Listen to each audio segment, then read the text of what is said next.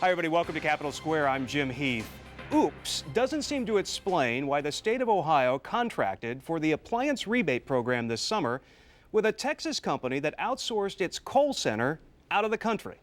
State Department of Development Director Lisa Patt-McDaniel said she found out the day the rebate program started and that she was horrified. Perigo, a Texas company, was hired to administer Ohio's rebate program this year. Perigo used hundreds of workers in El Salvador to process Ohio applications. Governor Ted Strickland, in response, said, quote, "Going forward, I can assure you that any company that's going to outsource jobs using these resources or other state resources will not receive a contract from us."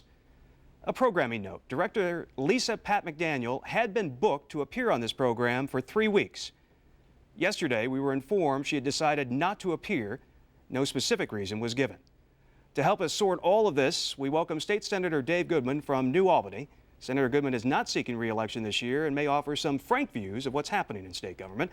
And joining me are questioning of our guest today, Joe Ingles, our good friend from Ohio Public Radio and Television. Senator, let me start with, this has become, as the week went on, pretty big news. Who's accountable here, and how big of a mistake do you view it for the state to have outsourced stimulus, taxpayer dollars, out of the state and out of the country? Well, let me start with this administration ran on the slogan, "Turn Around Ohio." And during the 4 years that Strickland's been governor, we've lost 400,000 jobs in the state of Ohio, and unemployment has risen to over 10%. As far as I'm concerned, out-of-work Ohioans should be outraged with the fact that stimulus dollars that were borrowed on the backs of our children are being spent in this state to put El Salvadorians to work. And I don't know if this is just a mistake. I think we have to, this issue came before the controlling board, a board which I sit, and we asked the question as to, number one, why was this Texas company chosen over two Ohio companies that could very well do this work, and one of which who has call centers here in the state of Ohio, so we could have put Ohioans to work. We didn't get a sufficient answer with regard to that. We were told that they were in a hurry-up situation and that they needed to move forward and that they wanted to go with Perigo. We asked directly whether or not there would be any outsourcing of this. We were on top of this issue. And Nadine Howard from the Department of Development, from the minutes of the controlling board, said that it is not anticipated that Perigo will need to subcontract any of this work out because it will all be done in-house. Ed Jurst, who I think was relying upon Nadine Howard's comments, as well as the board who was relying upon Nadine Howard's comments, said the program is set to roll out on Thursday and Perigo has the staff in-house to do the work. The reality is Perigo does not have call centers. They outsource everything. And in fact, they outsource, as we find out, to people who live in El Salvador and Canada and all over the world. It's an outrage, and in fact, this administration misled the controlling board on this very issue. Nadine Howard was in front of the controlling board. She could have said three things. She could have said there will be no outsourcing, there will be outsourcing, or I don't know. I think she didn't know, but she said there will not be outsourcing. That's misleading. You know, Jim, I think one of the things we need to realize is this comes down to a trust in government issue here. Because if any one of us sitting at the table had bids for services, 3 bids for services out there for something we needed done at our home, one of them came in at half or less than half, we would be questioning and questioning and questioning to figure out why it was so low. And I think ordinary Ohioans look at this situation and they're thinking, well, why weren't questions asked? You're saying that As a matter of fact, that was the question. They came in at 171,000. The two Ohio companies were at 460 and 493. I didn't understand why it was so low compared to the Ohio companies. The reality is, when questioned on it, they said that Perigo actually was submitting a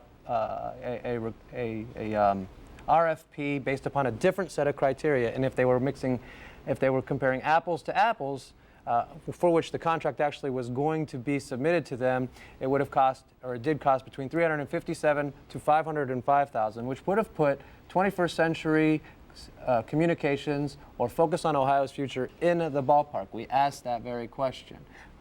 It's a bait and switch. Let me ask you, I spoke to one of the CEOs of one of those companies yesterday invited him on the program, and he declined, saying that word has gotten around not to talk about this because it probably wouldn't do any good for future bids and what have you. But that rings a bell with me as a journalist, just from the standpoint of where do you go?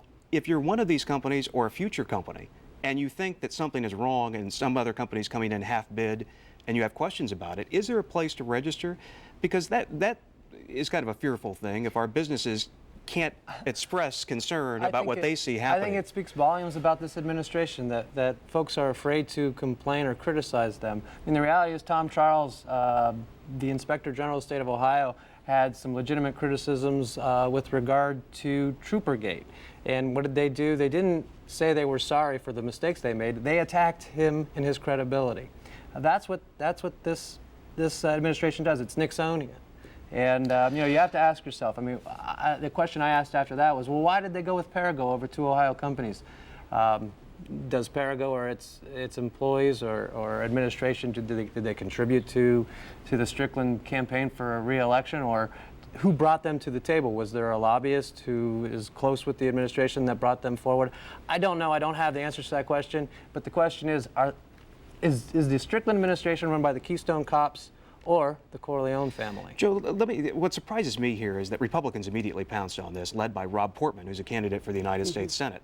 And we saw press releases come out immediately on the attack. There's really not a defense here. The director canceled her appearance on this program. I know you had difficulty. I'm not sure if you reached her during the week or not. We have not been able to reach her on this issue. Why not just step forward and say, look, we made an error here, and kind of move on? It seems when you go into kind of bunker mode that questions continue, and it leads us to continue asking those questions. Exactly, and that's exactly where we are. You made a great point there, but let me point out too that this is not new. This has always been the way that we've seen politicians deal with bad news. Generally, if you look at the Taft administration, there were things that happened there that weren't great, that made them look bad, and we didn't see people come out immediately and answer the questions. So the stories drug on and on and on. And I don't know if it's a political calculation or what it is, but it goes back to that trust in government issue. This is an election year, and the voters, they don't see government working for them so many times. And when you don't see government working, someone needs to step up to the plate, take ownership of the problem, and say, okay, let's get past this, let's move on. And we're not seeing that. Senator, we just have a minute left. Let me ask you, what is the ultimate conclusion here? Does this pass over? Is there an investigation into this? Are there more questions asked? Is there a call for resignation? I mean, ultimately, how does this play out, this mistake of outsourcing stimulus dollars? Well, someone should be asking the Department of Development and Nadine Howard how she could come before the controlling board and not give us correct answers. How could she, and how could this administration be allowed to mislead the controlling board, whose responsibility it is to check into these things to make sure money is not misappropriated. It's a character issue when it comes. I read my kids a story before they go to bed, and the name of this story is the toughest word. And the toughest word, although it's two words, is I'm sorry. It's tough to say you're sorry, but I teach my kids, and hopefully I've learned that when you're wrong, you say you're sorry, and you move on from that, and it's not the mistakes you make, it's how you move on from them and how you fess up to them. And this administration doesn't seem to have that character. Senator, as always, good to see you. I imagine this topic will continue on and continue talking about it until we get more answers. Good to see you. Coming up, Matt McLaren from the Ohio Hotel and Lodging Association joins us on Capitol Square to talk about how Ohio is doing financially promoting tourism. Keep it here on Capitol Square.